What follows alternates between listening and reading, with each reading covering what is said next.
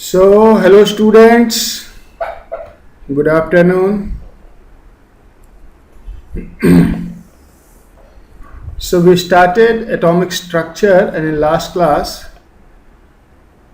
I explained you about properties of cathode ray, then again, discovery of anode ray, positive ray,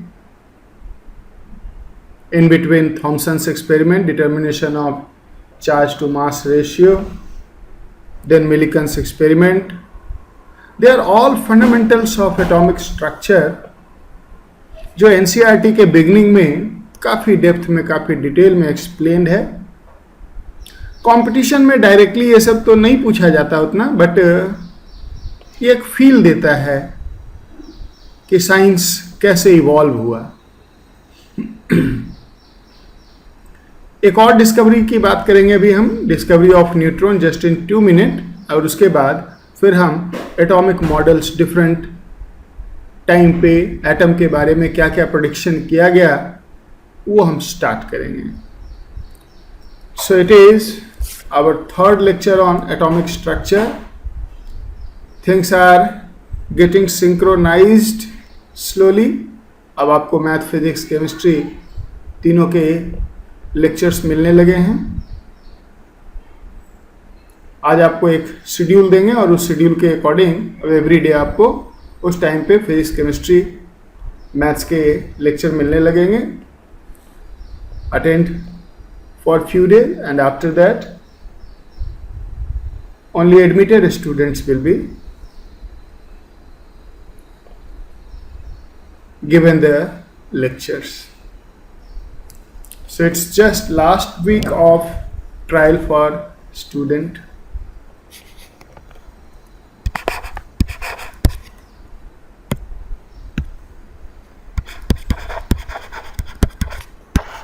Atomic structure, as I told you, it is our third lecture. Discovery of neutron.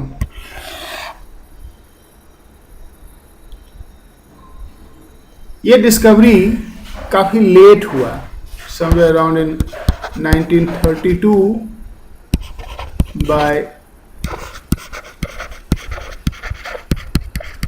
the scientist जिनका नाम था Chadwick. इस discovery में एक experiment involve है जिसमें कि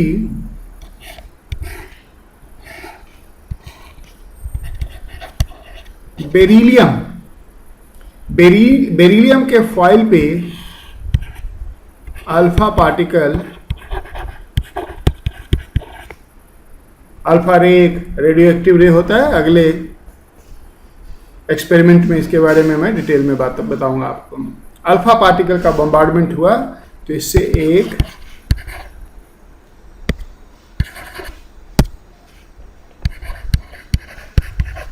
neutral रे का मतलब ये हुआ कि path of this ray was not affected in electric and magnetic field. Neutral ray produced. Particle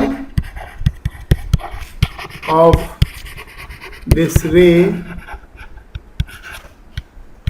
was given name neutron.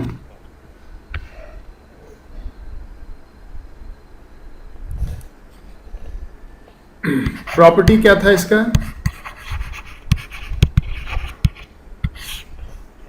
सबसे पहले इट हैज नो चार्ज, इस पे कोई चार्ज नहीं है. देयरफॉर नॉट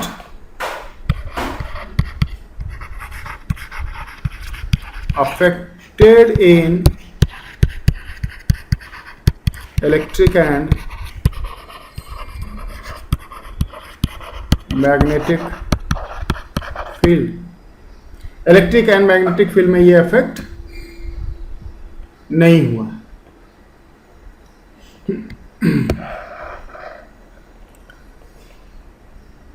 इसका प्रोड्यूस होने का रिएक्शन भी एक सेकंड में लिख देता हूं। अल्फा पार्टिकल कुछ और नहीं, हीलियम के न्यूक्लियस को कहा जाता है। Alpha particle is doubly ionised helium. आगे हम बात करेंगे। तो हीलियम से 2 इलेक्ट्रॉन निकाल दो, 2 ही होता है। Then whatever is left is called alpha particle. उसको इस तरह से डिनोट किया जाता है, और ये उसका मास नंबर होता है और ये उसका चार्ज होता है। मतलब उस पर +2 चार्ज है और उसका मास नंबर 4 होता है। तो हीलियम को, अल्फा पार्टिकल को जब बेरिलियम पे,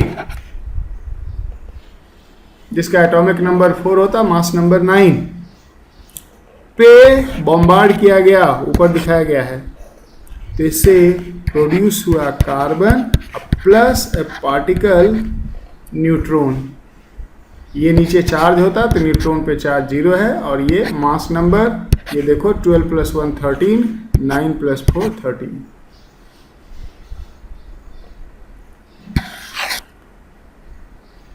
इस रिएक्शन के थ्रू बेरिलियम से न्यूट्रॉन्स प्रोड्यूस हो रहा था। इस पे कोई चार्ज नहीं है, इसलिए ये इलेक्ट्रिक और मैग्नेटिक फील्ड में डिफ्लेक्ट नहीं होगा। दूसरा, mass of a neutron is almost equal to mass of a proton.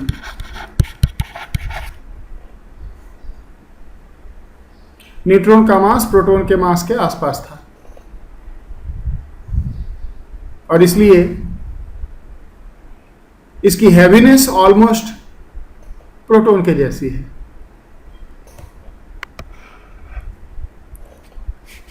तीसरा, इसका E/m रेशियो क्या होगा? 0, क्योंकि कोई चार्ज ही नहीं है। फोर्थ, it has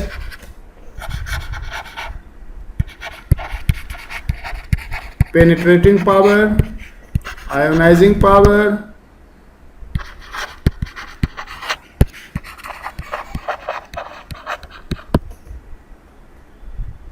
तो ये सब न्यूट्रॉन्स की थोड़ी बहुत इंफॉर्मेशन रिक्वायर्ड है आपको।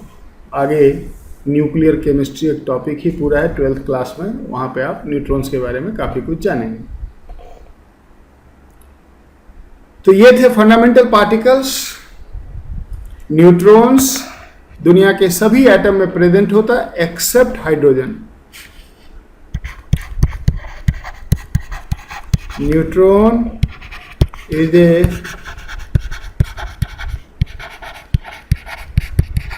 फंडामेंटल पार्टिकल present inside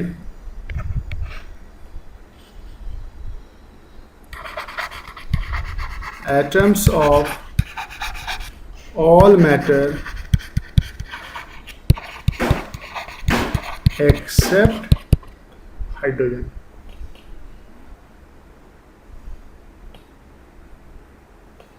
समझ गए? Except hydrogen. अब आ जाओ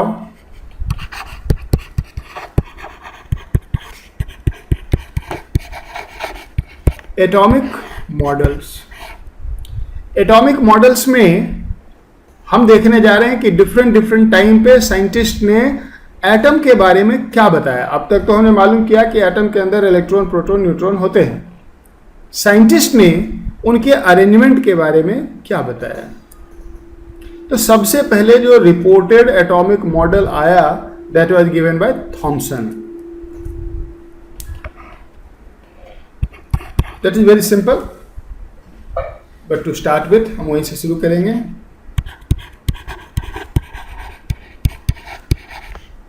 थॉमसन्स एटॉमिक मॉडल। थॉमसन ने क्या कहा कि atom is a sphere of positive charge. Thomson ने क्या कहा कि एटम एक पॉजिटिव चार्ज का स्फीयर है जिसमें कि पॉजिटिव चार्ज यूनिफॉर्मली डिस्ट्रीब्यूटेड है और उसके अंदर electrons, negatively charge electrons embedded है randomly, just like seeds in watermelon. Watermelon तरबूज, तरबूज में रेड वाला पार्ट समझ लो पॉजिटिव चार्ज है और ब्लैक वाला जो सीड्स होते हैं वो इलेक्ट्रॉन है। That makes atom as a whole neutral. Electron पर नेगेटिव चार्ज और स्फीयर पॉजिटिव चार्ज क्या है तो positive negative magnitude wise equal होकर नेट जीरो हो जाता है, न्यूट्रल हो जाता है। इतना ही कहा थॉमसन ने।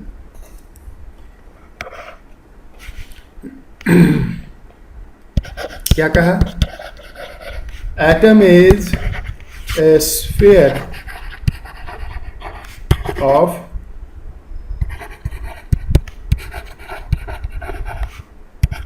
Uniformly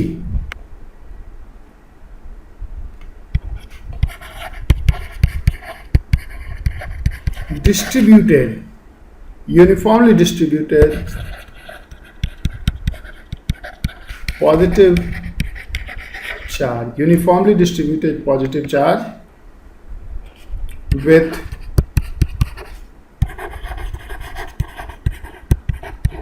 negatively charged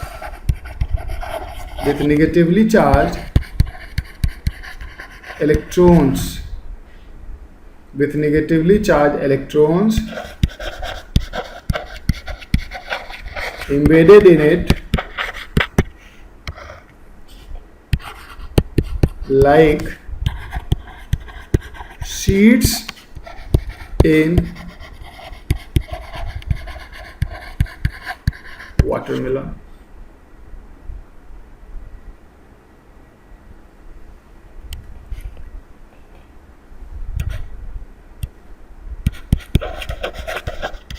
Negative charge of electrons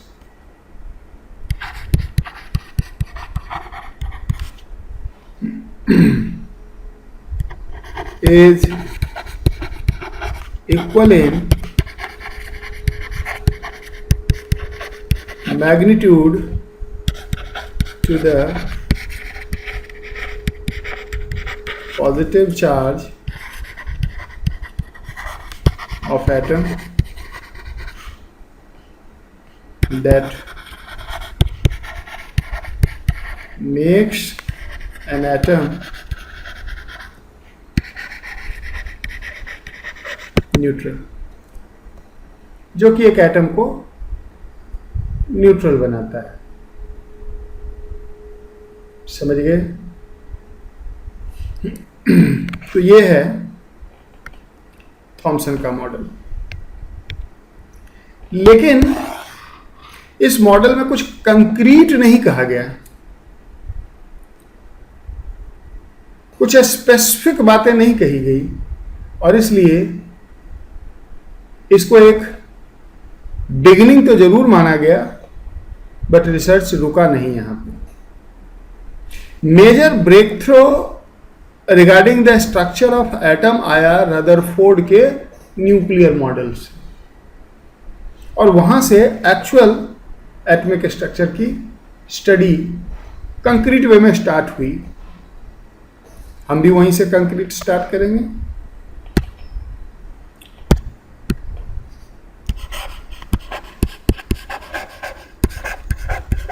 Rutherford's nuclear model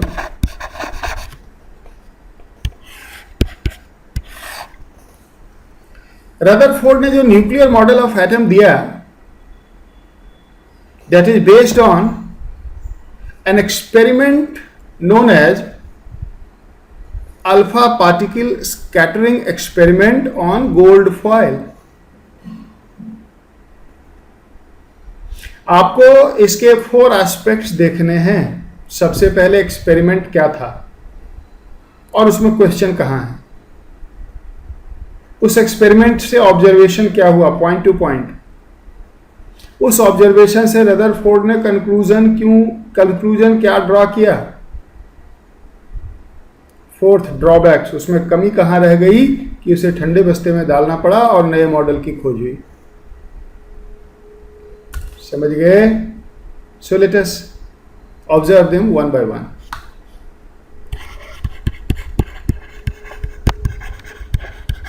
experiment, इसे alpha particle scattering experiment bye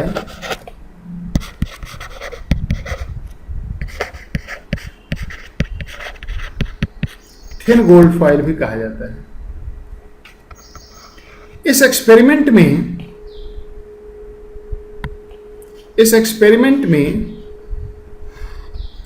एक इस तरह का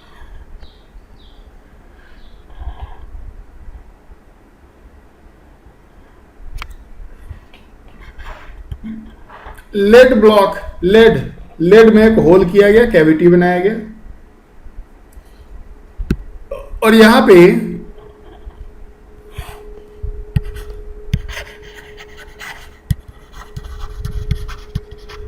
radioactive source of alpha particle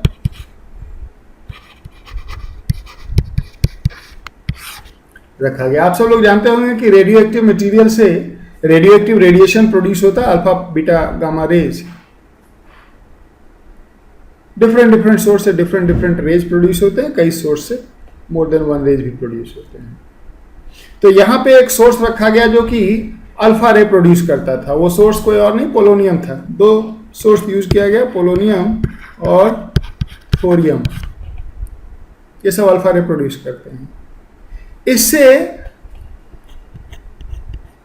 stream of alpha रे की किरणें प्रोड्यूस हुई, जिसे आगे और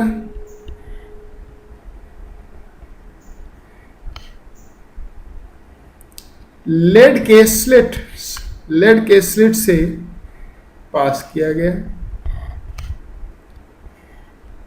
ये सब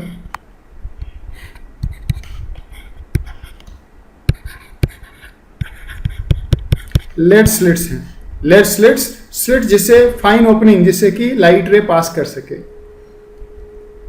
एंड देन फाइनली इसे thin gold foil,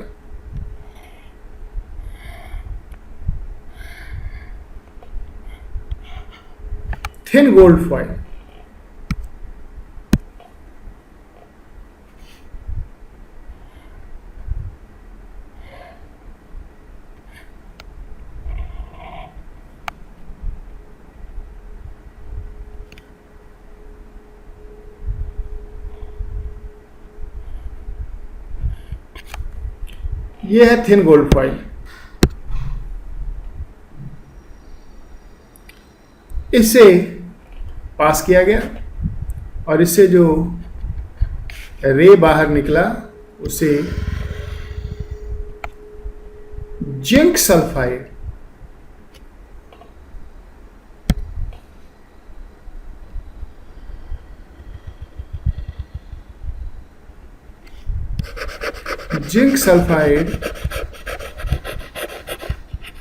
coated screen पे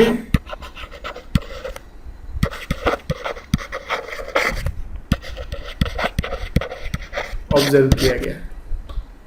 ये था experiment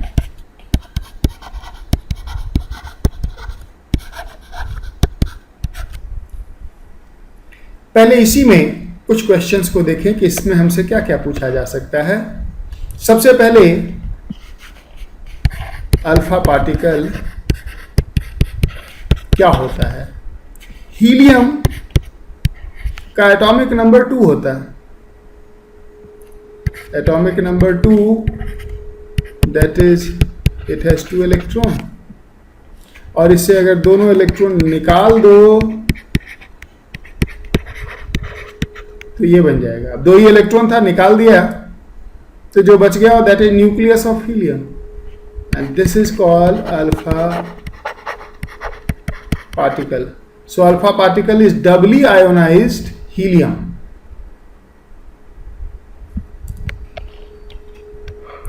then second question here is,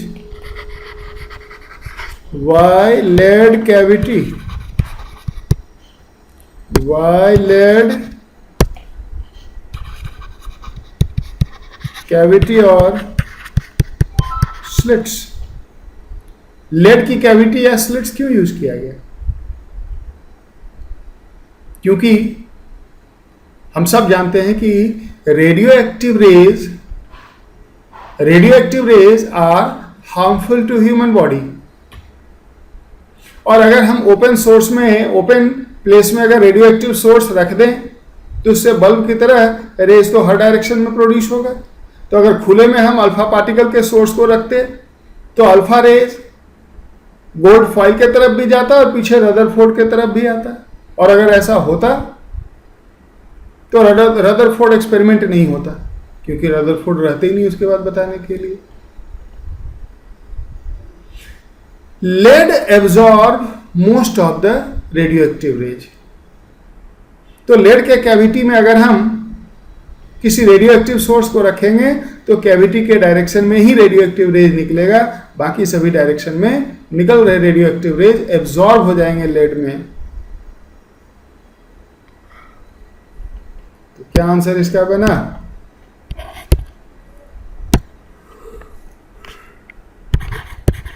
lead absorbs most of the alpha rays. Lead absorbs most of the alpha rays,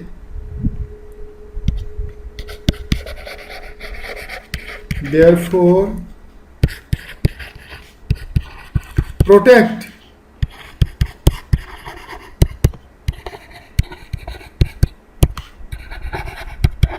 experimentalist from its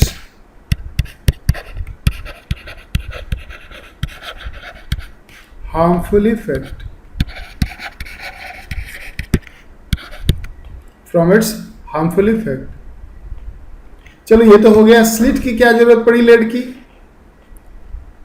क्योंकि scientist को चाहिए था fine beam, एक पतली किरण चाहिए था अल्फा रे का, और अगर इसको खुला छोड़ देंगे तो आपको मालूम है कि इससे अल्फा रे इधर भी जा रहा होगा, इधर भी जा रहा होगा, लेकिन लेड जो है वो इसको अलाउ नहीं करेगा, तो ये सब रुक जाएगा यहीं पे और सिर्फ फाइन बीम अल्फा रे का प्रोड्यूस होगा।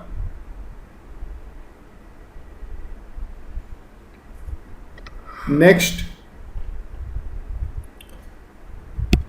why gold? Why gold foil? Iron का क्यों नहीं, एल्यूमिनियम का क्यों नहीं? क्योंकि gold is most malleable and ductile metal, and therefore thinnest foil can be produced from gold. Most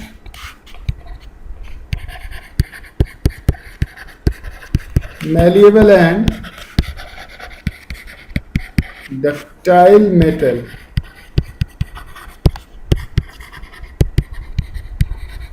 thinnest foil can be made out of it.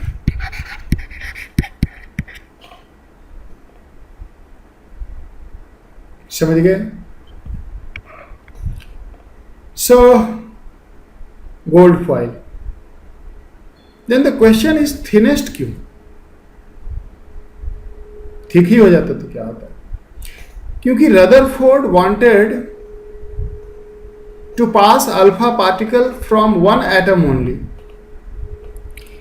Imagine करो, ये सब बातें बड़ी कॉम्प्लेक्स है अगर इसको हम समझने की कोशिश करें। मान लो हमारे पास एक स्फेयर है, स्फेयर है या सर्किल नहीं। अगर मैं कहूं कि ऐसे ढेर सारे स्फेयर को आपस में ऐसे जोड़ दो,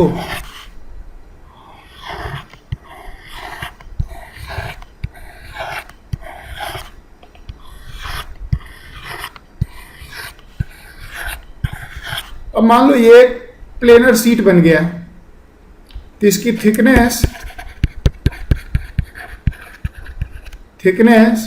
is equal to diameter of sphere होगा कि नहीं? डाल्टन साहब कह के गए कि एटम इंडिस्ट्रक्टिबल होता है।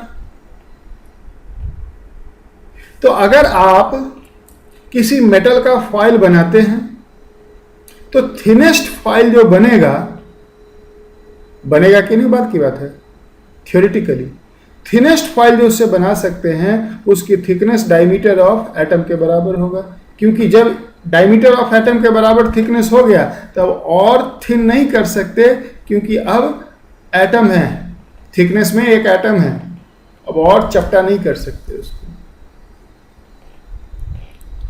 तो डाल्टन साहब चाहते थे कि अल्फा पार्टिकल एक ही एटम से पास करे, एक अल्फा पार्टिकल, और इसलिए उसके रास्ते में एक ही एटम आए।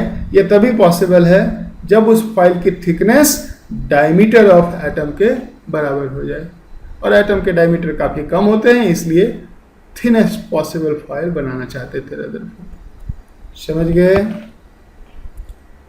So if thinnest foil is made,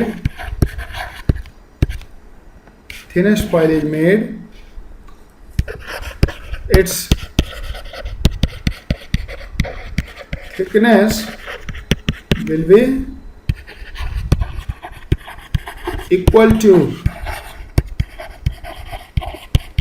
diameter of atom,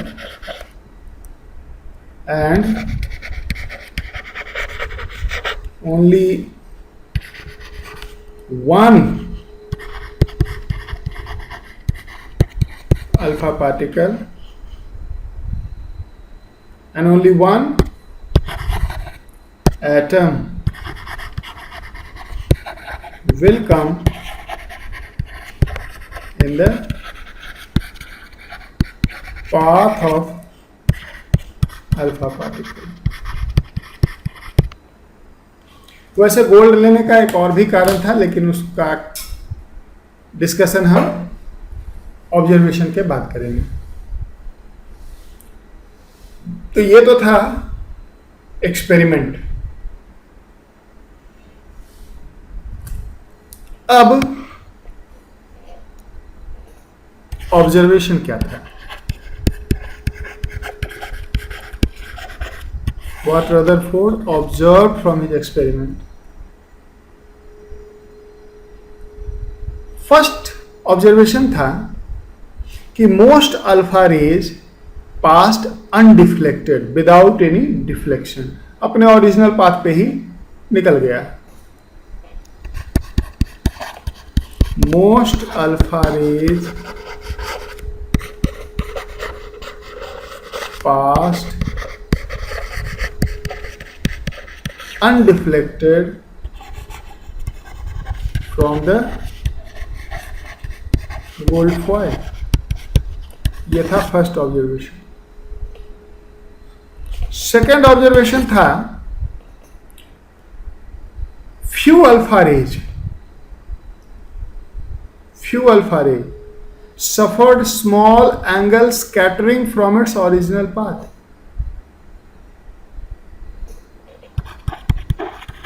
Few alpha rays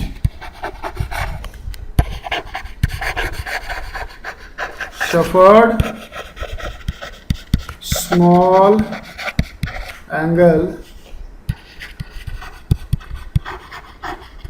scattering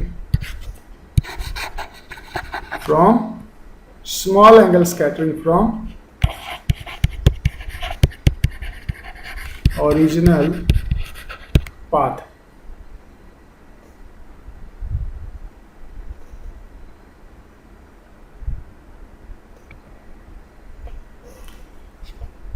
तीसरा था very few, about 1 out of 20,000. Very few alpha particles suffered large angle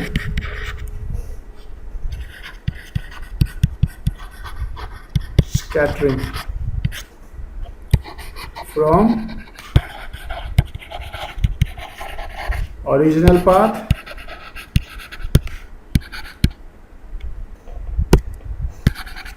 one out of about 20,000 returned back on its original path.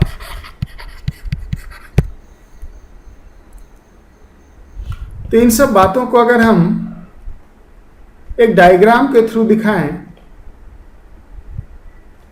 अगर alpha रे के path को थोड़ा हम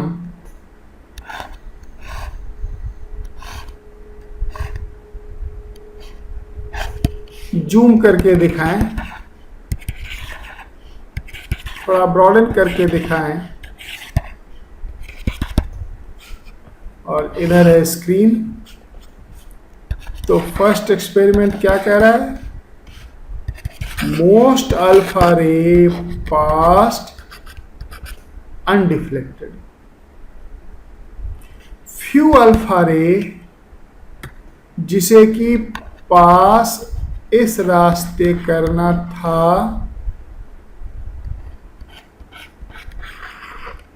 उसमें थोड़ा डिफ्लेक्शन हो गया। अब वो ये देखेंगे ऐसे हो गया, ये ऐसे हो गया।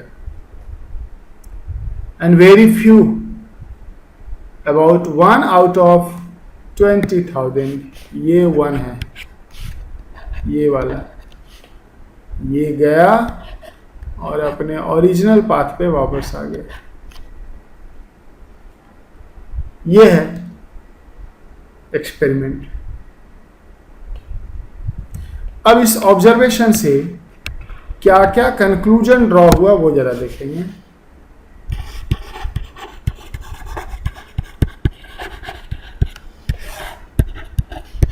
तीन ऑब्जर्वेशन और उससे 3 ही कंक्लूजन ड्रॉ हुआ। फर्स्ट ऑब्जर्वेशन जो कहता है कि most alpha rays passed undeflected, इसका मतलब ये हुआ कि मोस्ट ऑफ द अल्फा रे के रास्ते में कोई आया ही नहीं। इसका मतलब एटम का मोस्ट पार्ट 99% पार्ट वेकेंट है, खाली है, और इसलिए अल्फा पार्टिकल से कोई टकराया नहीं, वो जैसे आया वैसे ही निकल गया। From first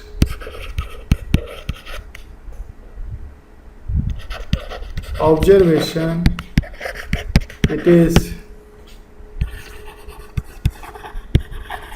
concluded that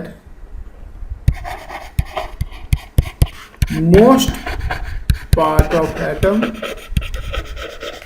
is empty, खाली है। दूसरा, अल्फा पार्टिकल पे पॉजिटिव चार्ज है,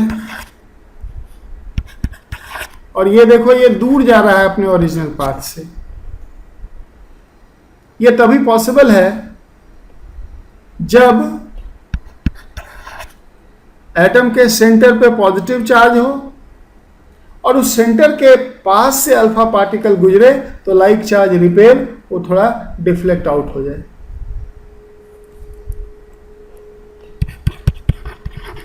from second observation,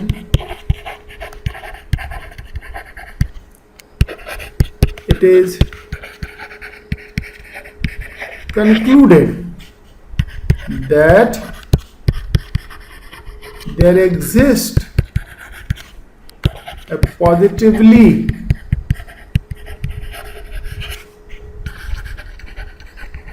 charged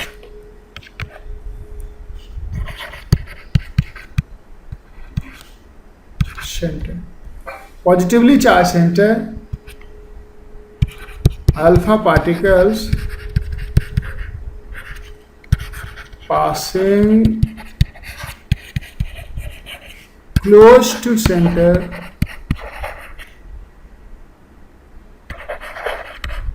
gets deflected out due to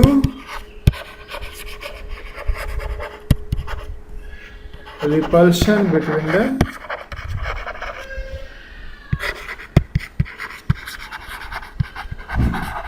like charges.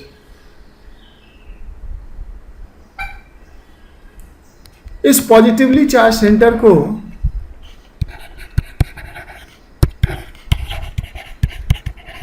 the center was named nucleus. इस सेंटर का नाम न्यूक्लियस रखा गया.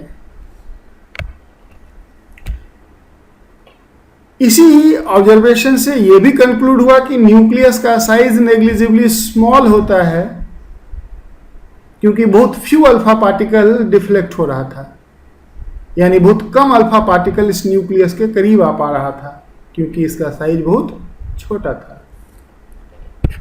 Also it is concluded that nucleus is negligibly small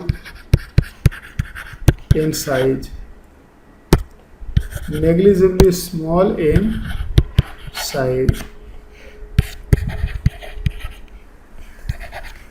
about 10 raised to the power 5 times smaller than an atom. Diameter in the range of 10 का power -15 metre, -15. Nucleus का diameter जो है वो 10 का पावर -15 फेम्टोमीटर के ऑर्डर में होता है. तीसरा,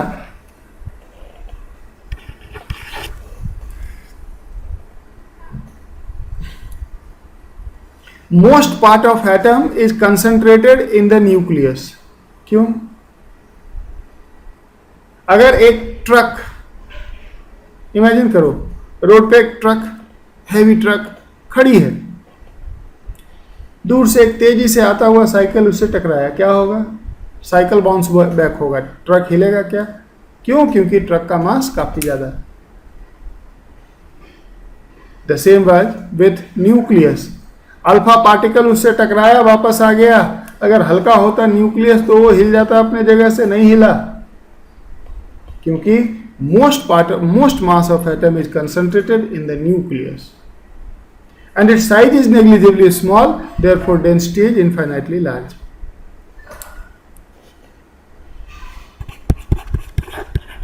Most mass of atom is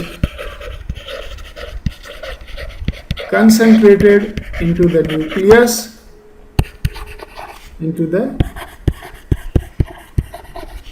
therefore alpha particle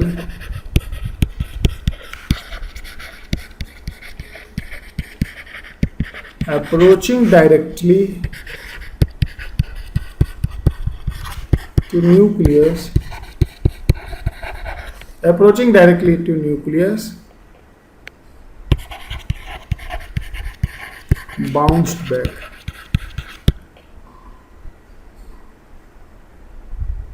तो ये थे 3 कंक्लूजन। अब इसके बेसिस पर रदरफोर्ड ने क्या न्यूक्लियस का मॉडल दिया और उससे क्या हम प्रेडिक्ट कर सकते हैं, and then at the end इसमें क्या कमी रह गई, ड्रॉबैक्स क्या रह गया जिसके वजह से फिर नेक्स्ट थ्योरी की जरूरत पड़ी। ये हम अगले क्लास में करेंगे। So that's all. तो फटाफट आप लोग सभी अपना अपना एडमिशन कराएं अगर आप चाहते हैं कि ये चीज़ कंटिन्यू रहे तो, अदरवाइज ये डिसकंटिन्यू हो जाएगी।